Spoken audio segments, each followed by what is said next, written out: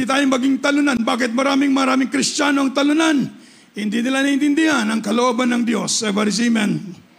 Bakit maraming Kristiyano nagbabackslide? Bumabalik sa dating gawin, bumabalik sa kasalanan. Hindi nila naiintindihan ang kalooban ng Diyos. Amen? So, ibig sabihin, kailangan ma-realize natin ang buhay natin upang i-apply natin ang ating puso sa karunungan. Isang malakas na palakpak para sa mahal na Panginoon. Another thing, bakit po? Sabi po ng Biblia, from the book of Psalm, o Ecclesiastes chapter 11, verse 9 up to 10, then Ecclesiastes chapter 12, verse 1. The book of Ecclesiastes, chapter 11, verse 9 and verse 10.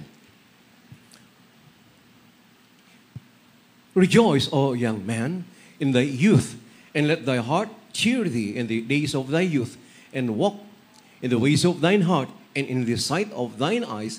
But know thou that for all these things God will bring thee into judgment. Therefore remove sorrow from the heart, and put away evil from thy flesh, for childhood and youth are vanity. The book of Ecclesiastes chapter 12, verse 1. Remember now thy Creator in the days of thy youth, while the evil days come not, nor the years draw nigh, when thou shalt say, I have no pleasure in them. Ecclesiastes Kapitulo 11, versikulo 9 at 10. Ikaw ay maganak o binanta sa iyong kabataan at pasayahin ka ng iyong puso sa mga karawan ng iyong kabataan at lumakad ka na may lakad ng iyong kalooban at sa paningin ng iyong mga mata. Ngunit talastasin mo na dahil sa lahat ng mga bagay na ito ay dadaling ka ng Diyos sa katulan. Dito po sa 10. Kahit ilayo mo ang kapanglawan sa iyong puso at alisin mo ang kasamaan sa iyong katawan, sapagkat ang kabataan at ang kasariwaan ng buhay ay walang kabuluhan. Dito po naman sa Ecclesiastes Kapitulo 12, ang talatay 1. Alalahanin mo rin naman ang may lalang sa iyo sa mga karawan ng iyong kabataan, bago dumating ang mga masamang araw at ang mga taon ay lumapit, sapagkat iyong sasabihin, wala kang kaluguran sa mga yaon. Amen. Everybody shout, praise the Lord. So, pangalawang bagay, mga minamahal, nating kailangan gampanin upang ma-achieve natin tinatawag na spiritual accomplishment. Itong sinasabi ng banal na kasulatan ni Haring Solomon. Ang sabi ng banal na kasulatan, merong siyang advice sa lahat ng bagay, sa lahat ng tao. Sapagkat nasa kanya, sinaliksik niya ang karunungan, sinaliksik niya ang kayamanan, ang pleasure, lahat. At ito ang conclusion niya, mga minamahal, para sa mga kabataan, for the youth. Saan ng Biblia? How to achieve spiritual accomplishment by youthful piety. Ibig sabihin, mga minamahal, abang bata pa tayo, merong 4 na bagay na sinabi si King Solomon. Sabi ni Solomon, mga minamahal, enjoy the day of thy youth. Enjoy the day of thy youth. Remove sorrow and evil in the days of thy youth. And remember thy creators in the day of thy youth. And reflections upon what is coming. Everybody say amen. So 4 na bagay na ating dapat alalahanin, lalo na sa mga kabataan. Enjoy in the days of thy youth. Okay, pwede tayong mag-enjoy sa araw ng ating kabataan. But remove sorrow and evil in the days of thy youth. Tanggalin natin sa buhay natin, sa ating kabataan, ang kasalanan. Everybody say amen. Hindi pwedeng bata pa ako, okay pa. Intindi na ako ng Diyos. Hindi po gano'n ang mahal na Panginoon. Everybody say amen. Ang mahal na Panginoon nagsabi, sapagkat wala po tayong alam kung ano mangyari sa araw ng bukas. Hindi natin alam anong araw ng ating buhay hanggang kailan. Huwag mong sabihin kay bata pa. Hindi po, wala pinipili ang kamatayan. Isang malakas na palakpak para sa mahal na Panginoon. Everybody say amen. So remove sorrow and evil in the days of the youth. Talikuran mo ang kasalanan, ang fornication, ang adultery, yung po mga bagay na yan, pornography, mga lust. Talikuran mo yan, everybody say amen. In the days of the youth. Hindi pwede, mga minamahal. Bakit? Gagamitin kayo ng ating mabait na Diyos. Everybody shout, praise the Lord. So remove sorrow and evil in the days of the youth. And remember thy creators in the days of the youth. And reflection, mga minamahal, for what is coming. Merong coming na pag-judgment. Kahit bata pa, mga kabataan, bakit? pinapalalahanan. Dahil minsan nakakalimot sa kalooban ng ating mahal na Panginoon. Paano kayo maging successful? Paano natin ma-achieve yung tinatawag na spiritual accomplishment? Sa araw pa ng ating kabataan, ibigay na natin ang ating lakas sa ating mahal na Panginoon. Everybody shout, praise the Lord. Dahil diyan kayo ubugin ng mahal na Panginoon. Everybody say amen. Maging sa araw ng iyong kabataan, si Timothy, isang pastor na napakabata, sabi ni Beloved Paul, sabi niya kay Timothy, "It's Timothy, my son, be thou an example." Be thou an example in word, in deed, amen, in faith, in charity. Kahit bata pa siya, kailan maging example ka, sabi niya Apostle Pablo kay Timothy. Ganon din sa ating mga minamahal, sa ating paglilingkod sa Diyos, upang mga minamahal makamit nyo ang tugatog ng tagumpay. Ever say amen. Sa araw pala na inyong kabataan, ubugin na ninyo ang iyong sarili sa paglilingkod sa ating mahal na Panginoon. Isang malakas na balakbak para sa mahal na Panginoon. Minsan kasi nagbabackslide, nagpapasaway. Ang mangyari, yung kalang spiritual na buhay, hindi makamit yung tinatawag na spiritual accomplishment sa buhay nila. Kaya po pinalalahanan tayo ng banal na kasulatan. Amen. For the youth. Sabi ng banal na kasulatan, enjoy in the days of the youth. Enjoy your days. Enjoy your days. Maraming tawanan, kwentuhan, tawanan. Enjoy your days. What removes sorrow and evils in the days of the youth? Ever say amen? And remember thy creators in the days of thy youth. Sapagkat mga nagagamitin po kayong lahat ng ating mabait na Diyos. Palapakan natin ng malakas ang ating mahal na Panginoon.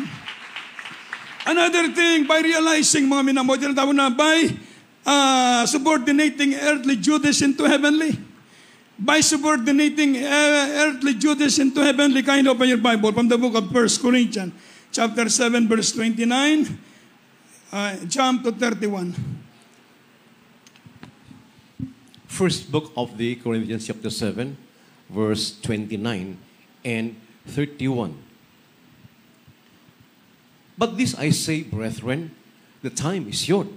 It remaineth that both they that have wives be as though they had none. 31. And they that use this world as not abusing it, for the fashion of this world passeth away.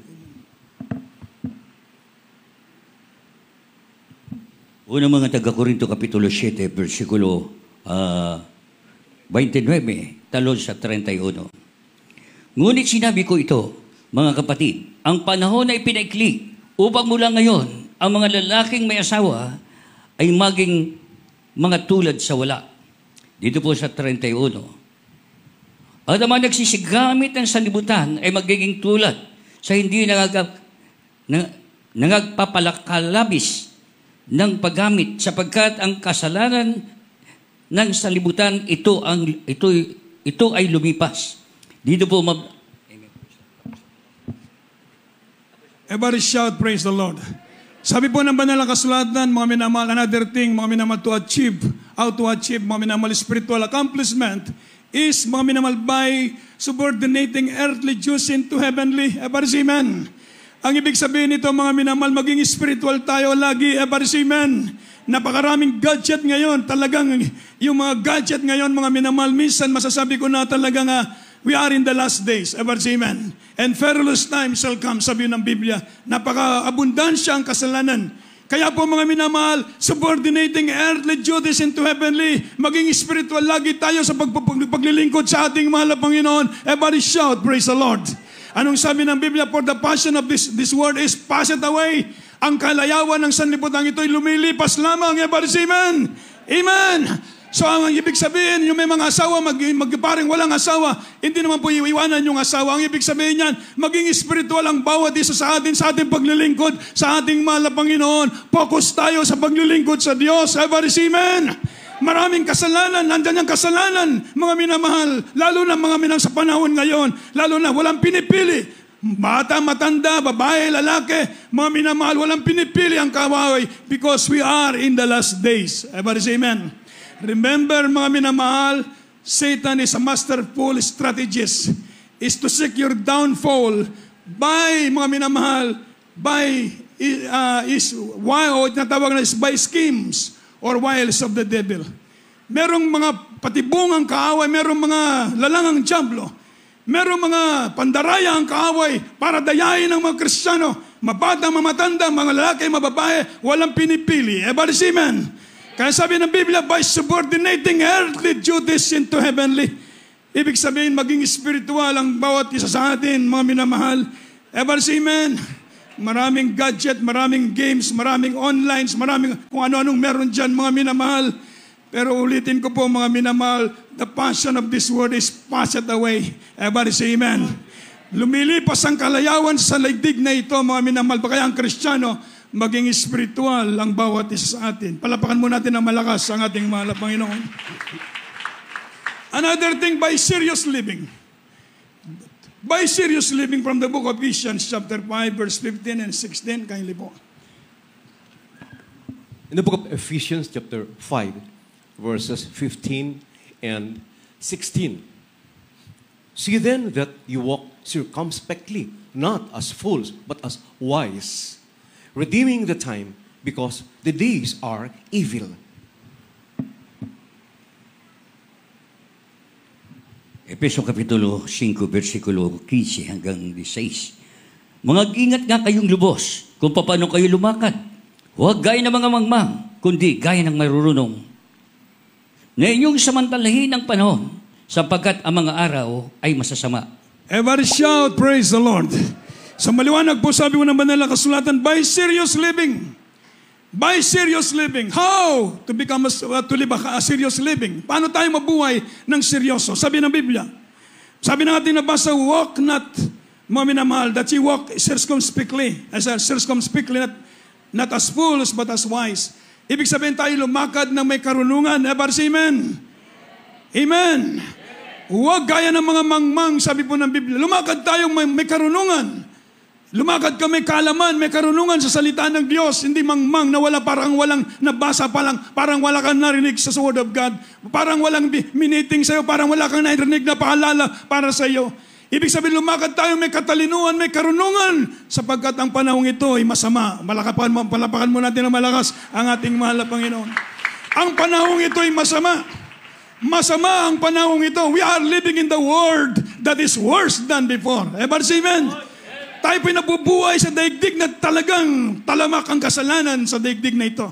Bakit merong delusions kasi eh? Pag sinabing delusion, false belief, thinking that sin will give fullness of life is another delusion. Everybody say amen. Iniisip ng tao dahil sa kasalanan, siya liligaya, mag-enjoy ang tao sa kasalanan.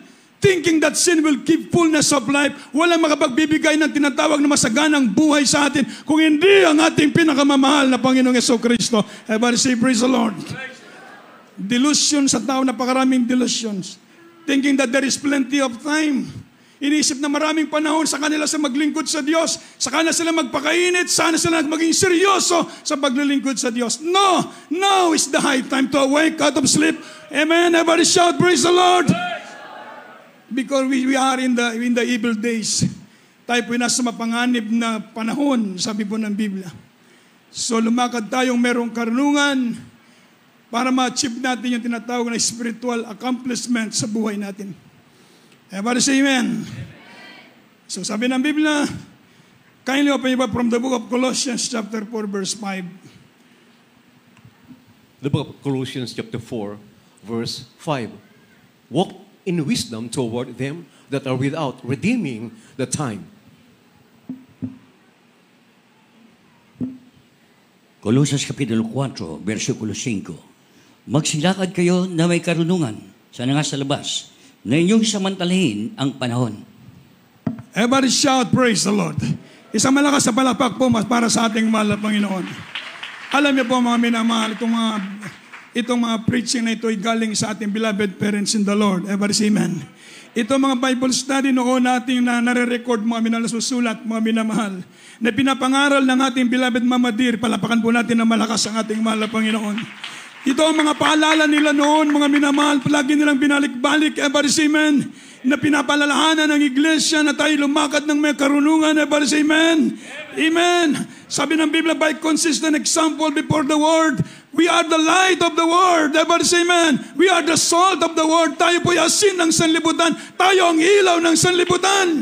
Nakatingin sa atin ang mga taong wala sa Diyos. Anong makita sa atin, mga minamahal, mag-reflect sa buhay natin? Kapag nakikita nila sa ating buhay, tayo lumalakad sa kalooban ng Diyos. Lulalatiin nila ang ating mabait na Diyos. Everybody say amen. By consistent example before the world, before the unjust, before the unbelievers. Ang mga tao na sa libutan, kawawa sila. Kung tayo rin po mga Kristiyano ay magiging kagaya ng kabuhay nila. Mga minamahal, sayang ang kaligtasan na binigay sa atin ng ating mahal na Panginoon. Pero kung makita nila sa buhay natin, tayo example, sasabihin nila, sila nasa Jesus Miracle Crusade. Palapakan natin ng malakas ang ating mahal na Panginoon. Yung aking mga loved ones, year 1984, inusig ako, mga minamahal. Ako parang nag-isa na save sa amin. Dahil sa kainitan ko sa pag-aaral, paglilingkod sa mahal na Panginoon, nag-attend ako ng gawain sa Menon, Manila, 1984, krusada, 1 buwan kalahati. Nag-absent ako ng 1 buwan kalahati, nakalimutan ko, nag-aaral ako. Graduating pa ako sa high school. Nakalimutan ko ang aking pag-aaral, 1 buwan kalahati ako nag-absent dahil napakatamis ng presensya ng mahal na Panginoon. Amen! So mga minamahal, pag-uwi ko dun sa amin, sus, naalala ko, nag-aaral pala ako. 1 buwan kalahati ako hindi pumasok. So mga minamahal, naawa yung principal, yung sabi niya, sige, bigyan ka ng chance, dali mo yung mama mo. Kausapin namin.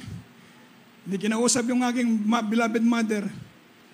Pagkatapos, mag-exam kami, periodical test, wala akong alam. Blankong-blanko, zero, wala akong alam. Pagbigay ng test paper, nag-pray lang ako, nakalimutan ko anong ginawa ko, anong nangyari. Pagdating ng resulta, kung pinakamataas, palapakan natin ang malakas ang mahal na Panginoon.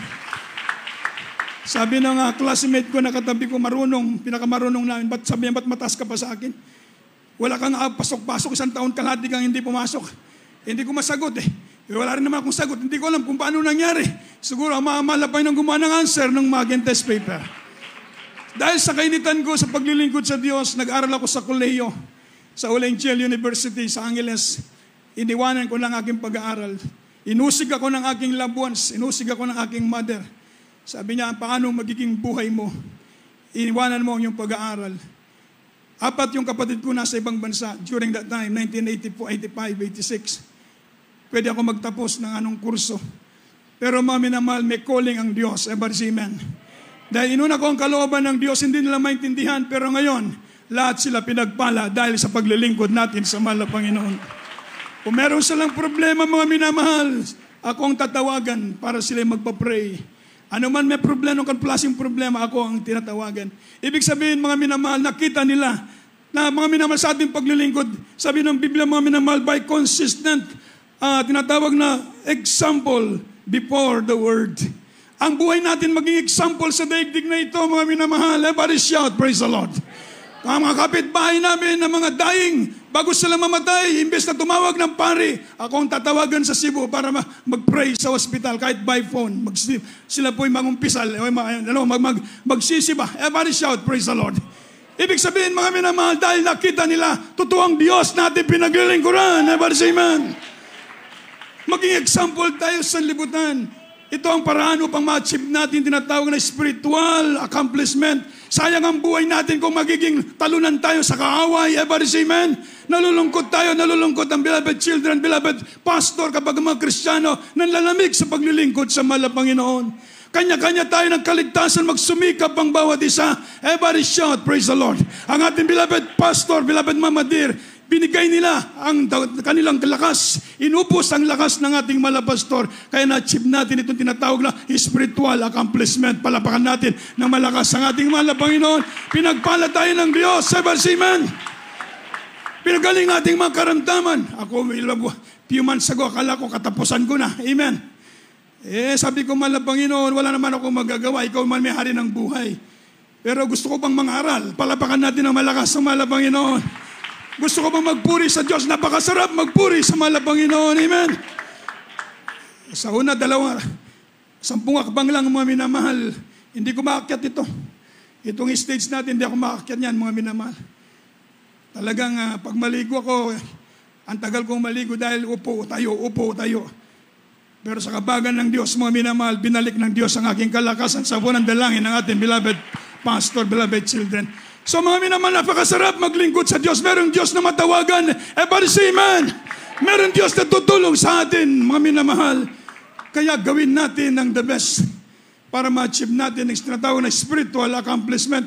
Ang ating beloved parents in the Lord, perfect example ang kanilang buhay. Wala na tayong hahanapin na example. Ang buhay ng ating beloved parents in the Lord, naging matagumpay sila sa larangan ng pangangaral ng salita ng Diyos sa paglilingkod sa mahal na Panginoon. Ever say amen? Na-preserve ang church. Ever say amen? Lumago ang gawain. Ever say amen? Nagliligtas ang Diyos araw-araw sa iglesia. Pinagpapala ang mga kapatiran. Sa Cebu, isang kapatiran natin, 1 month to live. Meron isang cancer sa liver. Sabi ng doktor, kung operahan natin siya, baka mamamatay siya. Kung hindi natin operahan, abutin ng 1 buwan. So 1 buwan na lang kanyang buhay. Nang siya'y makadalo sa ating gawain, mga minamahal, year 1990s, mga late 90s, hanggang ngayon, buhay. O palapakan natin ang malakas ng mahal na Panginoon. Ever say amen? So nasa katotohanan tayo, mga minamahal. Buhay ang Diyos natin pinaglilingkuran. Maglingkod tayo sa mahal na Panginoon. Bigay natin yung tamang paglilingkod para ma-achieve natin yung tinatawag na spiritual accomplishment. Palapakan natin ang malakas ang mahal na Panginoon. Tayo pong lahat ay tumayo.